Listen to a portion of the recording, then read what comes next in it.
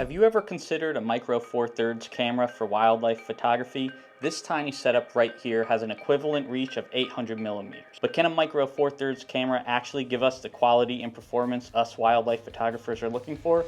Well, let's dive into it. What's up everyone, I'm Ryan. If you're new here, I'm a wildlife photographer based in New Jersey. I typically shoot with the Canon R3 and R8 and my 500 millimeter f4. It's a really solid setup for me, however, it's really big and really heavy. So when OM System reached out asking if I'd like to try out their flagship OM1 Mark II and their M.Zuiko 150 to 400 mm f4.5 IS Pro, I had to see if this tiny setup could keep up in the field.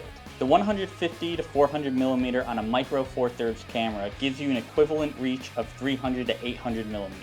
And with the built-in 1.25 teleconverter, that's 1,000 millimeters.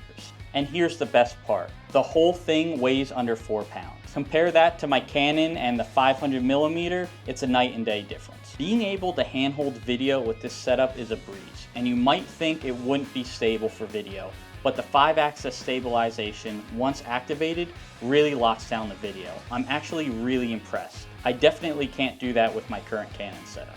Something else that really amazed me was the subject detection. From locking onto flying hornets to the smallest of birds, I really didn't have any trouble tracking anything. And these hummingbirds move super quick. Before you know it, they're out of the frame. So let's break down this setup real quick. This is the OM System OM1 Mark II, the M.Zuiko 150 to 400 f4.5 IS Pro. It's small at under 2 feet, it's light at under 4 pounds, it packs small, which is great for hiking and traveling. And the extra reach is definitely a bonus for us wildlife photographers.